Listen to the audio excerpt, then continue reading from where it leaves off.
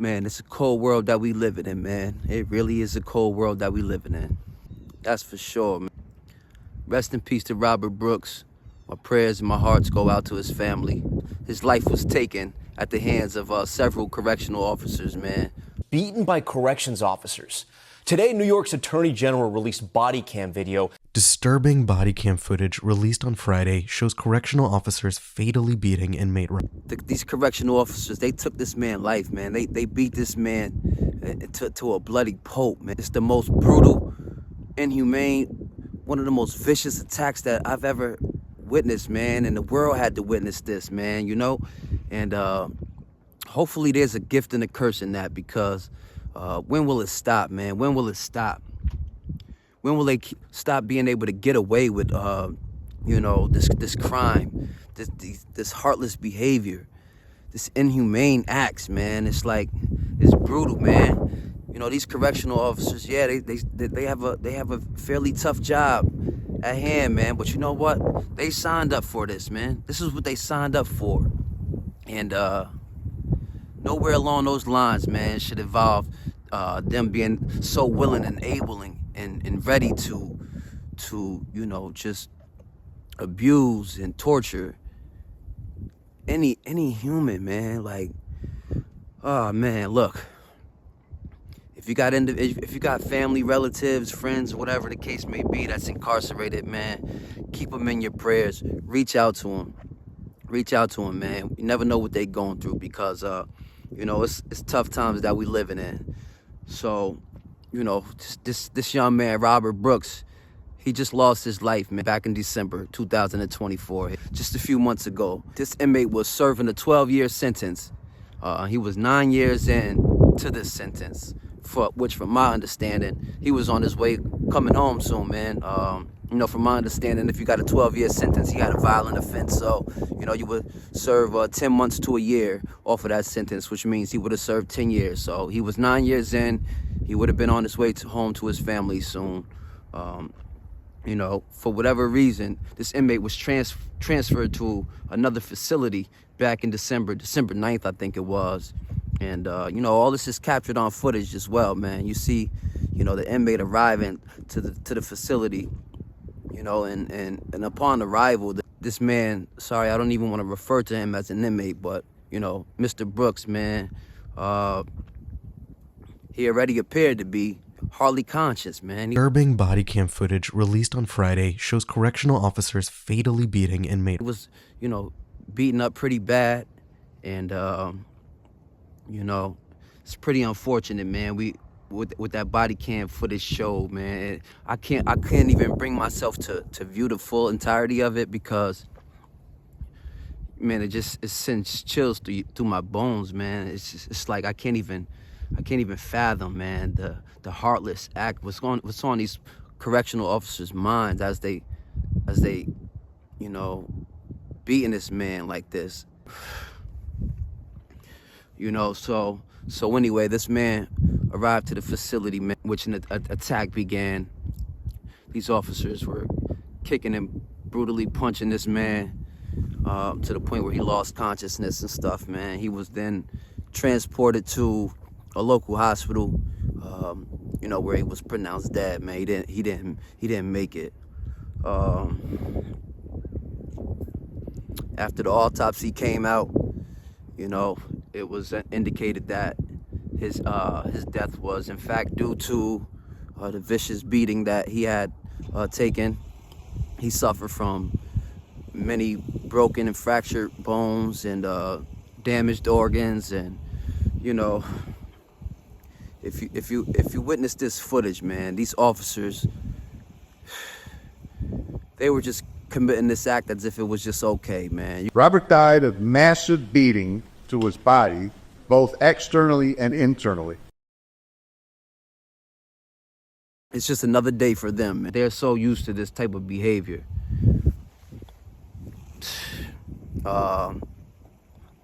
You know, some of them were on camera smirking as they watched their fellow officers, you know, commit this beating on this man. And it's like, man, I come up from I come from the bottom of the bottom, man. Where we come from, growing up in this hood, man, we get labeled as if we the most inhumane animals, savages to ever walk this earth out here. When in all reality, man, the facts clearly show otherwise. The facts clearly show otherwise, you know. And it hit home for me as well, because it's just another reason why I count these blessings on. You know, I was able to make it back in one piece on multiple occasions from, you know, being incarcerated myself and just thinking about what it could have turned to. That's something we always used to tell each other when we used to be living the street life out here. You know, whenever you're going away for a prison stint, you tell your friend, whoever it is, look, make sure you make it back in one piece. Don't come home with no scar on your face. So we know the type of environment and the life that's ahead of us. So these inmates are already paying their dues, man. They're already paying back society by being trapped away in these harsh conditions. And then, you know, these guards, the job is to make it to where these inmates can return home to their families, man. You know, regardless of what their crimes is, what their past is, only God can judge. Only God can judge, man. Why the fuck do these police officers think it's okay? Who is giving them the impression that it's okay to you know, like as if they're above the law, as if they can just humiliate and torture individuals like that and just get away with it? Why would they possibly think this is okay, man? What's going on in the world? What is flawed in the system, man? What can possibly have these correctional officers thinking that it's okay to treat the inmates the way they do, man? You know, and it just makes my blood boil. It makes my blood boil because I've personally witnessed on many occasions myself how these correctional officers conduct themselves. It's been a bunch of outrage in New York State as a result of this. This happened back in December 9th. And ever since then, you know, the world had to witness this, man. This has done made, you know, national headlines and things of that nature. It's caused an outroar and a bunch of protests. And people just fed up, man. Fed up with their incarcerated family members and stuff. I got family members who's incarcerated. My brother is incarcerated in one of these facilities as we speak. You know, I've personally been in quite a few of these correctional facilities, man, throughout my time, you know, and it's just like, yo, everyone's just sitting back like, okay, after the incident, and a bunch of these officers, you know, they resigned from their positions already, and, you know, but nothing seemed to have happened, and everyone's just wondering, like, okay, like, we just literally witnessed a murder here. We literally just witnessed a murder. Why are these guys free to roam and free to just go about their lives, man? What is the repercussions for this? By the grace of God, just yesterday, it was announced, it was a public court hearing, you know, an indictment, unsealed, charging 10 of these officers. 10 officers have been charged with the murder of this young man. Tense moments in court as one by one and in handcuffs, 9 former or suspended New York State corrections officers made their first appearance before an Oneida County judge. 5 of them, Nicholas Anzalone, David Kingsley, Anthony Farina, Christopher Walrath, and Matthew Gallagher, facing murder charges for the December death of inmate Robert Brooks. Redacted. Man, and thank God, man. You know, it's just so unfortunate, man. Why did it have to come to this? It was just so sad to witness. Even with them being charged, they're still causing outroars and and rage and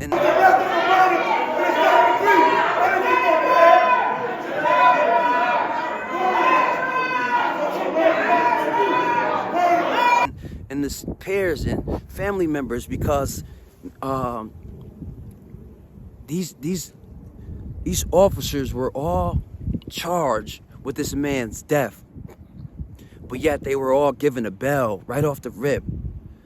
These officers were given a bail right off the rip, man. I never heard of someone just getting bail like that for a murder charge, man. I grew up where that's all we know. I got so many parents that's gone away on murder charge, man. Some of them was just really defending themselves. Some of them, you know, some of them were not full-fledged criminals. Some of them were law-abiding citizens that made a mistake and things like that.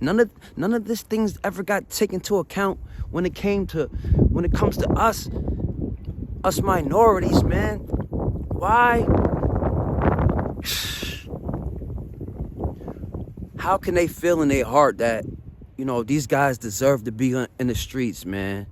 Allowed to be home to fight their case, and there's no telling what type of, oh, man.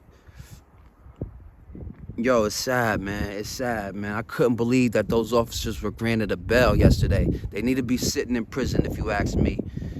They need to get treated like the way they feel it's okay to treat other humans in those situations, man. They need to see the other side of what it really feels like, man, if you ask me. And prison is a dark place. I don't wish that shit on anybody, man. But, when you gotta witness what I witnessed, man, and how they took that man's life with their own bare hands, oh, man, it sent chills through my body. It's a cold world, man. Like I said, rest in peace to Mr. Brooks, man. His son was at court yesterday to support him, his family members there, and there was a bunch of outroar. These people are unhappy that these officers were given bail. They come in court, they don't even look remorseful, man. It's like they just playing a game. Keep your head down, keep quiet, whatever their lawyers and fellow officers instructed them to do. They just playing a game, man. They know they all in cahoots with each other. The DAs, the judges, the lawyers, where's the justice at, man? Where is the justice at, man? That guy was supposed to make it home to his family in one piece. Nowhere in the Bible did God said it's okay to take another man's life. Nowhere, and they need to be held accountable. It's just tough times that we living in, amongst all this rage and outroar, that the community is given as a result of, what we witnessed. Now you got the New York State Correctional officers. Now they're going on strike now. These officers are currently on strike as we speak, and our prisons, our inmates are in such a dangerous, vulnerable position right now. 1 second, it's getting a little cold out here. I'm gonna get inside the car. Ooh. In the past week, correctional officers from over 30 different prisons throughout New York State are going on strike. This is not something that they established, that they went about in the right way. This is something they just took into their own hands, claiming that, they're tired of being in fear for their lives, working in these conditions. And, they're trying to get the governor to, backtrack on something that's called the HALT Act. I'm not too familiar with what the HALT Act is, but I know it's in regards to, in New York State prisons now, they kind of minimize the disciplinary acts as far as when it goes to solitary confinement. Once upon a time, not long ago, inmates could be held in solitary confinement for years on end, depending on what their charges is and what they're in solitary confinement for. Now that has changed. Now an incarcerated individual can't be confined in solitary confinement for only a set amount of time. I believe it's only for like 2-3 weeks or something like that at a time, and even in solitary confinement now, it's like, still access to programs and things of that nature. So you're not just completely, thrown away from society and being able to, socialize it or whatever the case may be for years on end. I've witnessed inmates, man. I've been around inmates who were incarcerated in these solitary confinements for years. I remember being on a Department of Corrections bus, shackled up, riding with an inmate that was going from one shoe to the next, and he was in the shoe for over 10 years, man. Over 10 years, and it's crazy. It's crazy when we think about it, man. And I just pray for the mental health of all these individuals, regardless of what their crimes are. Like I said, only God can judge. Only God can judge. But anyway, these correctional officers are going on strike now. For a second day in a row, these correction officers and other prison staff are walking the picket line outside the prison. And I should remind everybody that this is an unauthorized picket line. Yeah! We made it! Let's go! Fuck yeah, man. They're abandoning their posts. They're just not reporting for, roll call. And it's left our incarcerated family members and peers in a very vulnerable, inhumane condition. I'm watching all over my timelines, inmates from various prisons. They're reaching out to their family members and friends any way they can via their tablets or written notes home, anything, just begging for people to shine light and to share what's really going on. Here it is. These correctional officers are going on strike, claiming that they're in fear for their lives and they're tired of working in these conditions. And I can tell you from firsthand experience, I've been in various correctional facilities throughout New York State here. Never once have I ever stepped foot into one of those prisons and got the feeling of the correctional officers feeling intimidated or being in fear for their lives. And in fact, it has always been the complete opposite.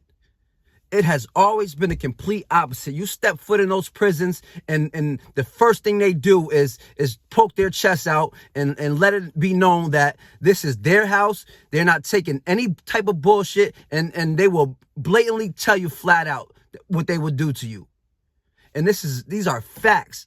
These are facts. I don't watch them just power tripping and controlling and ego tripping and, feeling like they're above the law and that it's they got the right to just treat me.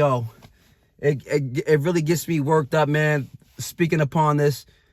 But that's because I know firsthand how full of shit they are, man. And, I always like to view things from both sides of the spectrum, And that's why I said, yes, I agree. These correctional officers, they do have a very hard job to do. But they signed up for this, They're signed up for this. And these inmates are writing home with just begging for help, begging to reach out to, the internal affairs and whatever the case is, the attorney general and just anybody that they can get help with to shine light on the brutal conditions that they're suffering right now as a result of these officers just up and going on strike. As we speak right now, man, there are over 30 correctional facilities where the officers are currently on strike. Like I said, they're not not reporting for roll call. They're pulling up to the facilities where they work at, and they're setting up shop outside. And these inmates are left to bear for themselves. One inmate at one of these facilities, which is a dormitory style facility, is a bunch of dormitories situated on the compound there. And, he wrote home stating that they've been abandoned there to fend for themselves. So basically, they got locked inside the dorm, and no type of correctional officers or anything are there with them. They're there to fend for themselves. They're stating how they have been neglected. Food, they have been neglected, basic hygiene products, toilet tissue, individuals are not able to receive their medications as needed on a daily basis as a result of all this. And it's so sad and unfortunate, man. And my heart goes out to all these, inmates involved because, like I said, I was once on that side of things, man. I was once labeled and considered an inmate. And I know I'm not an animal. I know I was just going through things. I made mistakes and, and here I am out here living a positive, productive life as a law-abiding citizen now, showing and proving that, man, that it's not for them to be able to judge. It is not for those correctional officers to be able to judge us, We got to answer to God. So let us walk our journey, man. Let us learn from our experiences. It saddens me that these correctional officers think it's okay. We had to witness this, man. I won't post, I won't post clips of that video that we witnessed of Robert Brooks beating on here because it's too graphic in nature. It really is. It's one of the most inhumane acts I've ever witnessed, Coming from someone these people who who are there to protect us, man, and to make sure we get back home in one piece. And, you know, this has been an ongoing story for way too long now, far too long, man. Mr. Brooks, his mom, in fact, was in support of him, you know, in the court hearing yesterday for those officers. And, you know, she stated that she believed that her son died so that others can live, you know, just hoping and praying that finally, you know, there will be some change. Governor of New York, Kathy Hochul, she just yesterday had to send in 3,500 National Guard members, man. She had to send in a National Guard to come over, and because of the short staff now that's going on in these facilities. Yo, man, it's such a sad situation. It really is such a sad situation, man. It just touched my heart and it made my blood boil just watching that court hearing yesterday and seeing that those officers were able to receive a bail. I've been on the flip side, you know, and I know how hard it was to get bail for minimum crimes, you know. I had to fight for bail for petty drug charges once upon a time. And here it is. We had to witness this brutal murder of this man. The whole world had to witness it. His children had to witness this attack. And, you know, these guys were able to leave the courtroom basically and return home to their families and stuff as they, you know, prepare to fight this case. Nah, man, they deserve the same injustices as we done felt for so many years. They deserve the same injustices, man. Like I said, if we got inmates out there, if you got family, friends, peers, whatever, relatives that's incarcerated, you know, just remember, man, only God can judge. These guys are already paying back their dues to society, you know. Reach out to them, send them a letter, let them know that they have loved ones, that they aren't forgot about, because, you know, it's a cold place. When you're going through something like that, you just need to feel some love, man. That's all it really boils down to. You just need to feel some love, you know. So rest in peace to that man, Robert Brooks, you know. Only God can judge. Remember that, man. Peace and blessings to all. I wish you all the best out there, man. Peace.